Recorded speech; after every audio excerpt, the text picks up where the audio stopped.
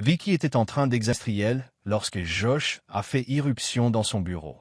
Pas de coup à la porte, pas de politesse, juste une entrée bruyante et délibérée, destinée à faire du bruit. Vicky, aboya-t-il en jetant un dossier sur son bureau, il faut qu'on parle. Vicky jeta un coup d'œil au dossier, puis à l'homme pour qui elle travaillait depuis 4 ans. Josh, le genre d'homme qui ne regardait jamais les femmes au bureau à 2 reprises, sauf s'il avait besoin d'un café ou de quelqu'un pour organiser son agenda.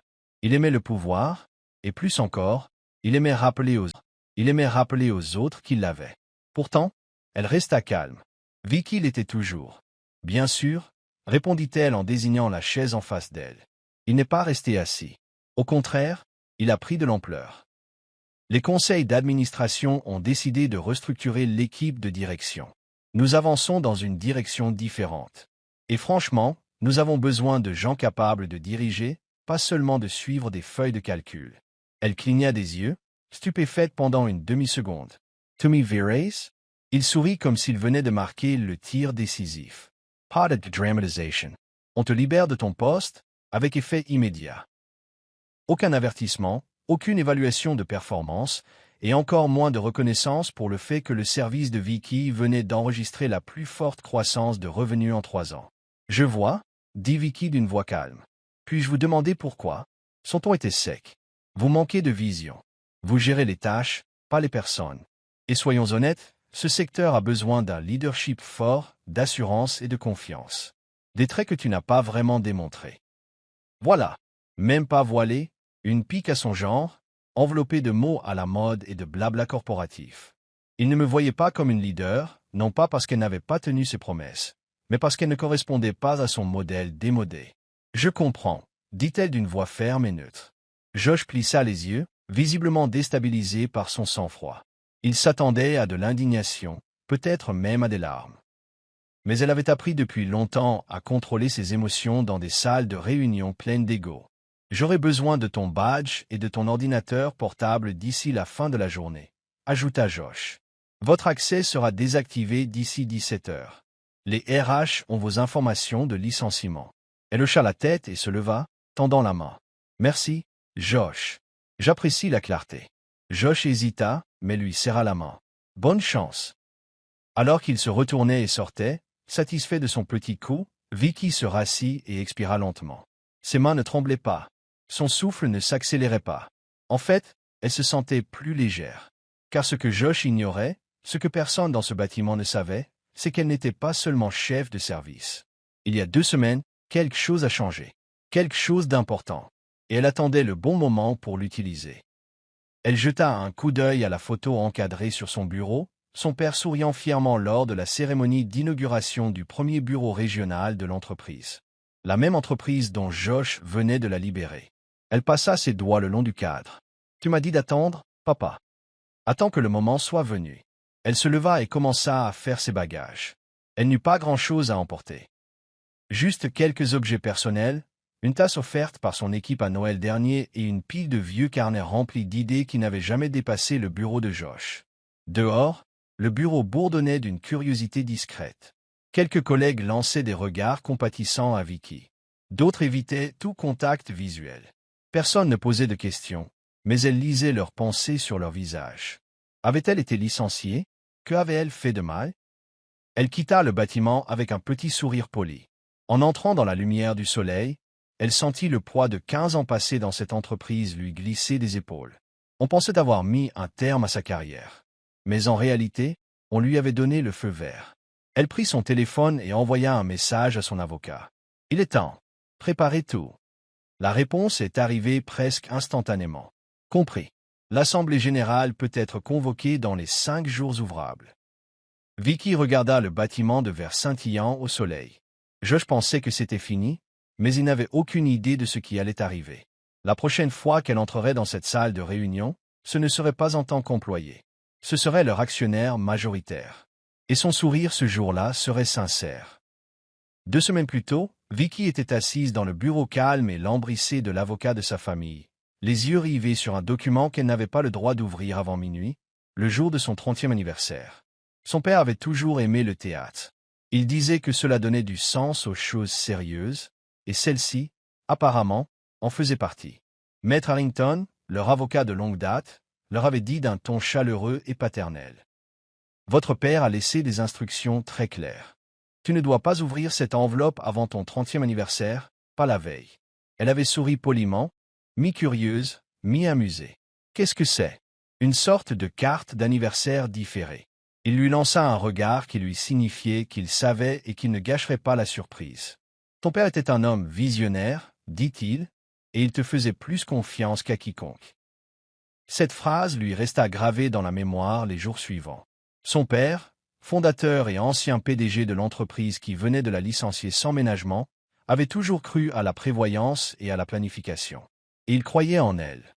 À son décès, il y a 5 ans, l'entreprise a changé. L'entreprise est devenue plus froide, plus calculée, moins axée sur les personnes et davantage sur les chiffres.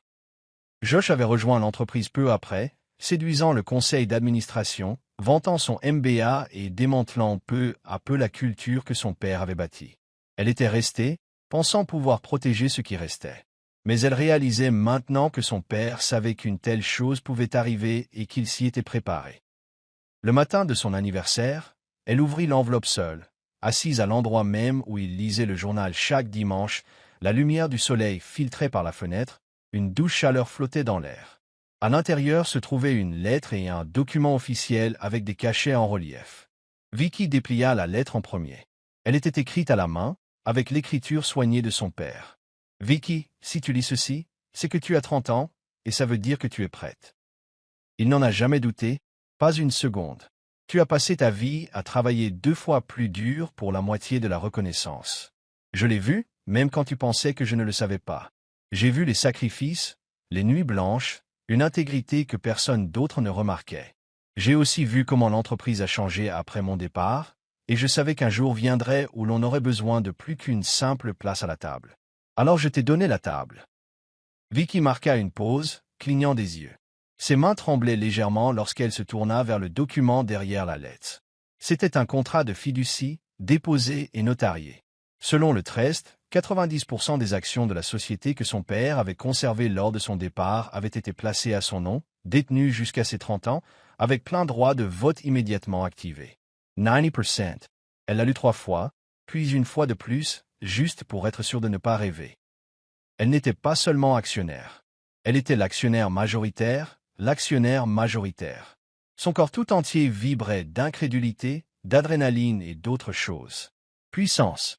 Une puissance discrète, mesurée, indéniable. Elle appela immédiatement M. Harrington. « Est-ce réel » demanda-t-elle, à peine capable de prononcer les mots. « Oui » répondit-il simplement. « Votre père a structuré la fiducie pour éviter les dépôts publics. C'était hermétique. Le conseil n'en a aucune idée, à moins que vous ne le lui disiez. Pourquoi ne l'a-t-il pas activé plus tôt » demanda Vicky. Il voulait que vous découvriez l'entreprise selon vos propres conditions, pour voir qui se confierait, pour décider si vous la vouliez avant de l'utiliser. Cette phrase l'avait profondément touchée. Elle avait passé des années à être sous-estimée, négligée, ignorée en réunion. Elle avait vu Josh être félicité pour des idées qu'elle avait suggérées discrètement, ses collègues masculins progressaient plus vite malgré leur moindre engagement. Elle avait souri malgré tout, pensant que la patience et le travail acharné seraient récompensés. Elle réalisait maintenant que ce n'était pas le temps qui lui manquait, mais un levier. Et soudain, elle a compris. Vicky a organisé un rendez-vous de suivi avec M. Harrington pour le lendemain. On verra ce qui va suivre. A-t-elle dit. Il n'a rien perdu de son temps. Nous préparons les documents pour convoquer une assemblée générale. Nous informerons le conseil d'administration dès que tout sera prêt. Ne les préviens pas tout de suite, dit-elle, pas avant que je te le dise. Il y eut un silence. Vicky, puis-je te demander ce que tu prévois? Elle regarda par la fenêtre de son appartement, observant la circulation. Les gens se pressaient, inconscientes que tout allait changer. Je compte entrer dans cette salle de réunion, dit-elle calmement, et leur montrer précisément qui ils ont essayé de licencier. Le lendemain, Vicky ne s'est pas présentée à l'entretien de départ obligatoire. Les RH ont appelé 2 fois, puis ont envoyé un email. Elle les ignora tous les 2. Elle s'assit plutôt dans le coin tranquille d'un café discret du centre-ville, sirotant un flat white pendant que M. Harrington examinait la version finale de la demande d'assemblée générale. C'était désormais officiel. Sur le papier, Elle détenait 90% des droits de vote de l'entreprise. Une réalité juridique et financière que Josh n'aurait jamais imaginée. Êtes-vous sûr d'être prêt? Demanda Harrington en ajustant ses lunettes tout en faisant glisser les documents sur la table. Une fois que tu auras envoyé ça, tu lanceras une grenade dans leur salle de réunion. Elle le regarda droit dans les yeux, la voix posée. Ils ont dégoupillé dès qu'ils m'ont viré. Il hocha légèrement la tête. D'accord. Les documents étaient simples, comme le sont souvent les choses les plus puissantes. Une convocation officielle à une assemblée générale extraordinaire des actionnaires avec un seul point à l'ordre du jour, une évaluation de la direction et la nomination d'une nouvelle direction générale. Josh ne s'y attendait pas. C'était le but. Son style reposait entièrement sur le contrôle par la confiance. Il étouffait les réunions dans le jargon, écrasait les voix plus calmes et usait de charme quand c'était nécessaire. Le conseil d'administration, composé principalement d'hommes d'âge mûr qui appréciaient son audace, l'avait laissé faire sans contrôle pendant trop longtemps. Il découvrirait bientôt la fragilité de ce genre de pouvoir. Elle les avertira vendredi matin, poursuivit Harrington. La réunion sera fixée à mardi. Cela leur donne 2 jours ouvrables pour paniquer. Elle ne put s'empêcher de sourire. Parfait. Cet après-midi-là, elle s'assit avec Caroline, la fiduciaire qui gérait les actions depuis le décès de son père. Elle était vive, discrète et avait une mémoire d'acier. J'ai vu cet homme démanteler l'héritage de votre père brique par brique, dit-elle en faisant glisser un dossier sur son bureau. Tu ne lui dois aucune politesse. Dans le dossier se trouvait tout ce dont Vicky avait besoin pour mardi.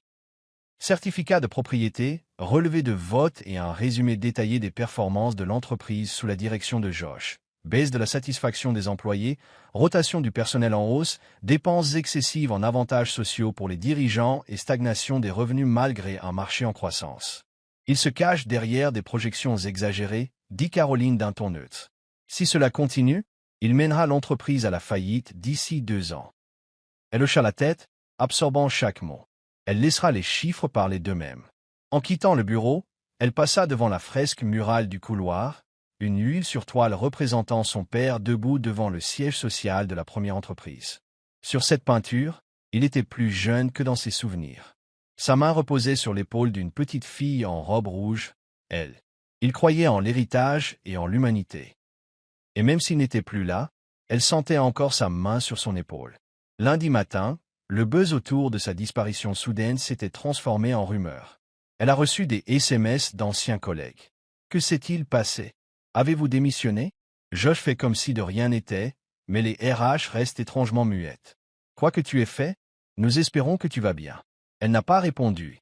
Pas encore. Le silence faisait partie du plan. Elle voulait que Josh soit confiant, certain de l'avoir effacé de l'histoire.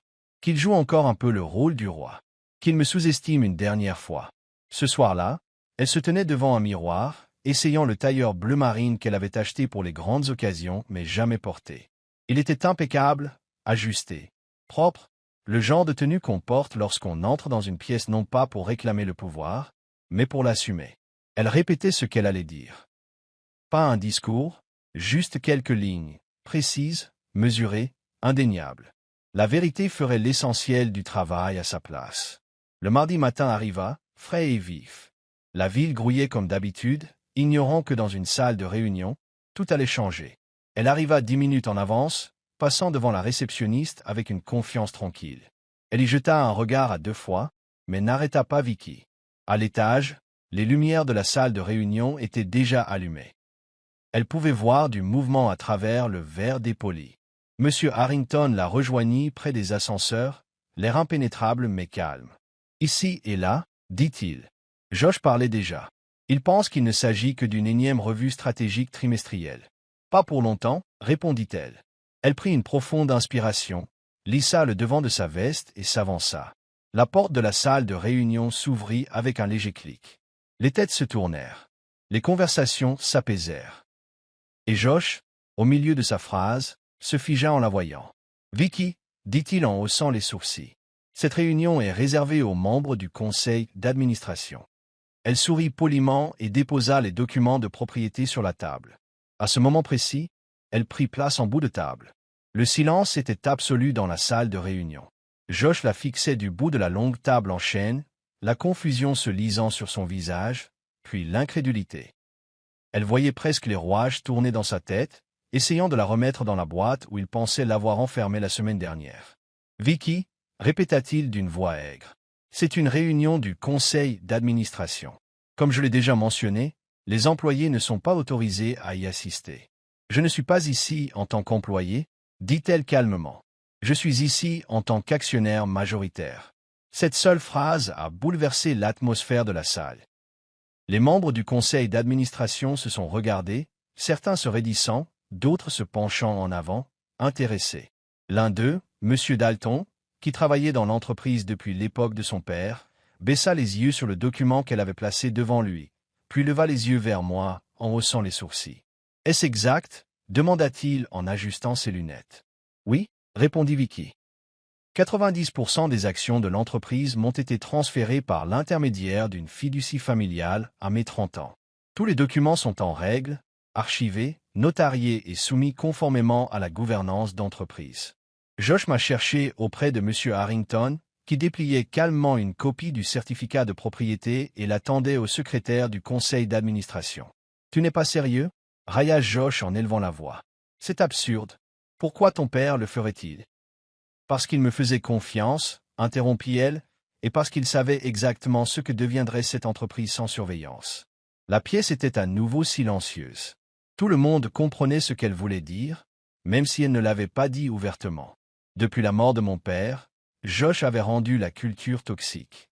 Il récompensait la loyauté plutôt que la compétence, l'apparence plutôt que les résultats, et les chiffres commençaient à le prouver. Allons droit au but. Poursuivit-elle en ouvrant le deuxième dossier qu'elle avait apporté.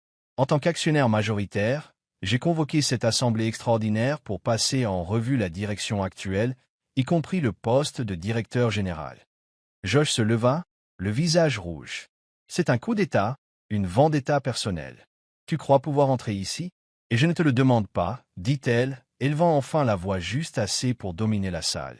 J'exerce mes droits. Puis elle a fait glisser le rapport financier sur la table. Parlant Performance. Elle n'avait pas besoin de faire de spectacle. Les chiffres parlent d'eux-mêmes. La satisfaction des employés a chuté de 38% en 2 ans. Le turnover dans les services clés a augmenté de 47%.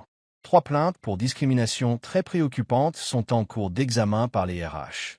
La croissance du chiffre d'affaires est stable sur un marché en plein essor.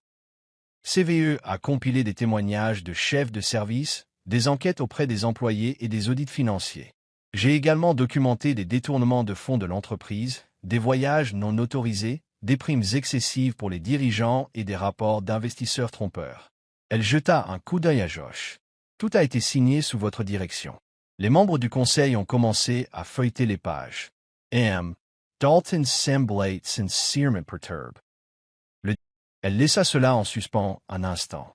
Avec effet immédiat, dit-elle en sortant le document final, je soumets une motion visant à révoquer Josh de son poste de PDG de cette entreprise. En tant qu'actionnaire majoritaire, mon vote suffit à faire adopter la motion. La secrétaire du conseil d'administration parut stupéfaite. Et vous? Vous n'avez pas besoin d'un second vote? J'en possède 90%, dit-elle simplement. Une majorité, quelle que soit la définition. M. Dalton s'est éclairci la gorge. Conformément au statut de la société, la motion entre en vigueur dès l'achèvement des formalités. Josh frappa la table du poing. Tu ne peux pas faire ça. Je l'ai déjà fait, répondit Vicky. Il n'était pas nécessaire d'appeler la sécurité. Martin n'opposa aucune résistance. Mais tandis qu'il sortait en trombe, le visage marqué par la rage et l'incrédulité, elle remarqua quelques CH. Ose d'intéressant, puissant. Il paraissait petit. Une fois la porte refermée derrière lui, elle expira lentement et se tourna vers le reste du plateau. Cette entreprise mérite mieux, a-t-elle déclaré. Ses employés aussi. Et dès aujourd'hui, c'est exactement ce qu'ils vont obtenir. M. Dalton hocha lentement la tête, un léger sourire se dessinant. Bon retour, Vicky. À la fin de la semaine, la plaque signalétique de Josh avait été retirée de la porte du bureau du PDG. Elle n'a pas emménagé immédiatement dans le bureau. Elle n'avait pas besoin du symbolisme d'un bureau plus grand pour confirmer sa position. Elle avait quelque chose de plus important à faire. D'abord, reconstruire l'âme de l'entreprise fondée par son père.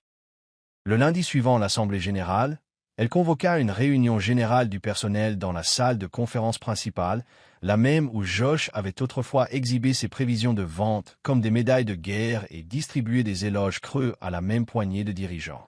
Mais cette fois, l'énergie était différente, curieuse, hésitante, pleine d'espoir. Les employés entraient lentement, murmurant entre eux. Les premiers rangs étaient vides, comme si personne ne voulait paraître trop impatient. Certains semblaient nerveux, d'autres méfiants. Ils avaient déjà été brûlés. Elle se tenait seule au fond de la salle, sans notes ni diapositive, juste sa vérité. Certains d'entre vous me connaissent, commença-t-elle. Certains d'entre vous ne savent que ce qu'on leur a dit. Mais permettez-moi de commencer par dire ceci. Je ne suis pas venu ici pour prendre le pouvoir. Je suis venu ici pour rétablir la confiance. Quelques têtes se sont inclinées. Les gens écoutaient. Pendant des années, cette entreprise a fonctionné grâce à la force de ses employés, à vos idées, à vos nuits blanches, à votre conviction que ce que nous construisions était important. Et quelque part en chemin, cette conviction s'est perdue. Elle marqua une pause, laissant le silence envahir la pièce. J'ai été licenciée la semaine dernière, dit-elle avec un léger sourire. On m'a dit que je n'étais pas celle dont cette entreprise avait besoin, que je n'avais pas le leadership nécessaire pour nous propulser vers l'avenir. Au début, quelques personnes ont ri nerveusement, mais la tension a commencé à retomber. Mon honnêteté les a désarmés. Je n'ai pas riposté. Pas à ce moment-là. Parce que je savais quelque chose que Josh ignorait. Le leadership n'est pas une question de volume ou de vanité. C'est une question de vision, de respect et de soutien aux personnes qui font le travail. Elle balaya la foule du regard, croisant le regard de quelques visages familiers, des ingénieurs avec qui elle avait travaillé pendant des années, des assistants toujours négligés, des analystes juniors englués dans l'ego de l'entreprise. À partir d'aujourd'hui, tout change. Au cours des 2 semaines suivantes, elle a pris une décision radicale. Elle a écouté. Elle a rencontré les chefs de service, les chefs d'équipe, les stagiaires, les réceptionnistes et le personnel d'entretien. Elle a demandé ce qui n'allait pas. Elle a demandé ce dont ils avaient besoin. Elle a demandé qui, selon eux, méritait plus que ce qu'ils recevaient. Et puis elle a agi. Elle a promu Maya du service client à la tête de l'expérience client, un poste qu'elle occupait officieusement depuis 1 an, tandis que son véritable manager s'attribuait le mérite de chaque succès. Elle a fait revenir Kevin, un brillant développeur produit qui avait démissionné après avoir été maintes fois écarté de promotion au profit d'hommes moins qualifiés. Elle a entièrement restructuré les RH. Elle a lu les plaintes qui avaient pris la poussière dans des dossiers oubliés. Plusieurs cadres intermédiaires ont été discrètement licenciés dès la première semaine. Des personnes qui avaient cultivé une culture de la peur et du favoritisme sous la direction de Martin.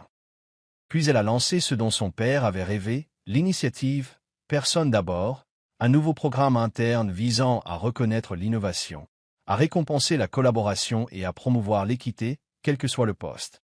Fini les réseaux de chuchotement. Fini le plafond de verre. Juste des gens bien qui font du bon travail et qui sont enfin reconnus pour cela. Tard un soir, Vicky arpentait seule les couloirs du bureau. L'énergie était différente, plus douce, plus lumineuse. Les rires résonnaient à nouveau dans la salle de pause. Les gens restaient tard parce qu'ils le voulaient, et non par crainte de ce qui arriverait s'ils ne le faisaient pas. Les bureaux étaient à nouveau décorés, photos de famille, plantes, personnalités, autant d'objets qui avaient lentement disparu sous le règne de Josh. Dans un couloir calme, elle passa devant un tableau blanc près de l'atelier d'ingénierie. Quelqu'un avait griffonné au marqueur bleu, elle revint. 3 mots simples, soulignés 2 fois. Elle resta là un moment, à les relire encore et encore. Non, elle prit le dessus. Non, elle a viré Josh. Elle est revenue. Cela comptait plus que n'importe quel titre qu'elle détenait désormais. La semaine suivante, elle emménagea enfin dans le bureau du PDG. Non pas par besoin d'espace, mais parce qu'il était temps. La plaque signalétique était neuve, élégante, en acier brossé, avec un lettrage simple et élégant. Vicky, PDG. Elle n'avait pas grand-chose avec elle, juste une photo encadrée, de son père et d'elle le jour de l'ouverture de l'entreprise. Tous deux souriants, tous deux pleins d'espoir. Elle le posa sur le coin du bureau et s'assit, non pas avec un sentiment de conquête, mais de continuité. Ce n'était plus seulement sa compagnie désormais. C'était sa responsabilité, et elle entendait l'honorer. Cela faisait exactement 1 an, jour pour jour, qu'elle avait été licenciée. 12 mois qu'elle avait quitté ce bâtiment avec un carton et un sourire poli, rejeté comme n'étant pas ce dont l'entreprise avait besoin. 12 mois que Josh lui avait retiré son titre, ignorant qu'elle détenait un pouvoir bien plus important. Et maintenant, alors qu'elle se tenait devant les mêmes portes vitrées, cette fois en tailleur, un élégant porte-document en cuir sous le bras, et tout le poids de l'avenir de l'entreprise reposant sur ses épaules, elle ressentit quelque chose d'inattendu. Ni de la colère, ni du triomphe. Juste la paix. Elle fit un signe de tête à la réceptionniste, qui se leva dès qu'elle entra. « Bonjour, mademoiselle Vicky. »« Vicky, s'il te plaît, » dit-elle en souriant. « Nous sommes tous dans la même équipe. » Les ascenseurs tintèrent doucement tandis qu'elle montait au dernier étage, autrefois le domaine de Josh. Elle était désormais à elle, mais elle ne l'avait pas rénové pour le spectacle. Elle avait conservé le bureau en noyer d'origine, les mêmes grandes fenêtres donnant sur la ville.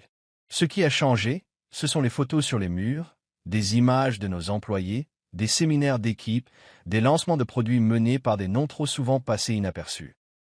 Et sur le mur du fond, juste derrière ma chaise, était accroché un grand portrait de son père. Non pas en hommage à lui, mais en souvenir d'elle. Elle s'est assise à son bureau, a ouvert son ordinateur portable et a commencé à examiner le rapport trimestriel.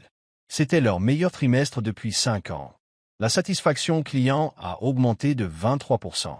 La rétention des employés a augmenté de 41%. Le chiffre d'affaires a battu des records. Mais le plus important était la manière dont ils y sont parvenus. Éthique, collaboration et transparence. La culture d'entreprise avait évolué. On ne se plaignait plus à voix basse autour d'un café. Ils s'exprimaient librement et étaient réellement entendus. Les boucles de rétroaction étaient ouvertes. La diversité au sein du leadership avait doublé. Ils n'ont pas seulement accueilli de bonnes personnes, ils leur ont enfin donné un lieu où s'épanouir. On a frappé doucement à la porte. « Entrez », a-t-elle dit. C'était Maya, désormais responsable de l'expérience client. Ses yeux pétillaient, même derrière ses lunettes. « Tu es prête ?» demanda-t-elle. « Ils attendent dans la salle de conférence. » Elle se leva, lissant le devant de son blazer. « Allons-y. » La salle de conseil avait également changé. Non pas au niveau du décor, mais de la présence. Pour la première fois dans l'histoire de l'entreprise, la moitié des membres du conseil étaient des femmes. Plusieurs membres avaient moins de 40 ans. Ils apportaient de nouvelles perspectives, posaient des questions plus pointues et prenaient de meilleures décisions. Au centre de la table se trouvait Richard Tanaka, l'un de leurs nouveaux conseillers stratégiques. Un esprit brillant, un cœur honnête. Le genre de personne en qui son père aurait eu confiance. Avant de commencer, dit Richard en lui faisant signe, Vicky a quelques mots à lui dire. Elle n'avait pas prévu de parler. Mais debout là, tous les regards braqués sur elle, non pas avec jugement, mais avec respect, elle réalisa quelque chose. C'était le moment auquel son père l'avait préparé. « Je tiens à vous remercier tous, » dit-elle, « d'avoir cru au changement, d'avoir pris des décisions difficiles alors que des décisions faciles auraient été plus sûres, et de m'avoir aidé à reconstruire une entreprise qui place l'humain avant le pouvoir. » Vicky marqua une pause, laissant les mots reposer. « Quelqu'un m'a dit un jour que je manquais de leadership, » poursuivit Steve. Mais le leadership n'est pas une question de volume ou de titre. C'est une question de vision, de responsabilité et de courage pour faire ce qui est juste, surtout quand cela n'est pas pratique. Elle souriait, non pas pour la forme, mais pour de vrai. Son père a bâti cette entreprise avec ses valeurs. Je suis fier de dire que nous sommes enfin à la hauteur de ces valeurs. Encore une fois, un rythme tranquille. Puis des applaudissements, pas tonitruants, juste chaleureux. Sincere. De ceux qui restent en mémoire. Cet après-midi-là, elle prit le chemin le plus long pour retourner à son bureau, parcourant chaque service comme elle le faisait autrefois, lorsqu'elle n'était qu'un visage parmi d'autres. Elle s'arrêta pour faire le point avec les équipes, pour rire avec les développeurs, pour saluer les stagiaires marketing qui venaient de lancer leur première grande campagne. Dans la salle de pause, quelqu'un avait préparé des cupcakes pour le dernier jour d'un stagiaire. Elle en prit un, s'assit parmi eux et discuta de choses et d'autres pendant 20 minutes. Car ce n'était pas seulement une entreprise. C'était un lieu où chacun se sentait chez lui. Et c'est cela, plus que les cours des actions, les titres ou la revanche, qui a été la véritable victoire. Salut les amis. Merci beaucoup d'avoir regardé jusqu'au bout. N'oubliez pas d'aimer, de commenter et de vous abonner. Au revoir.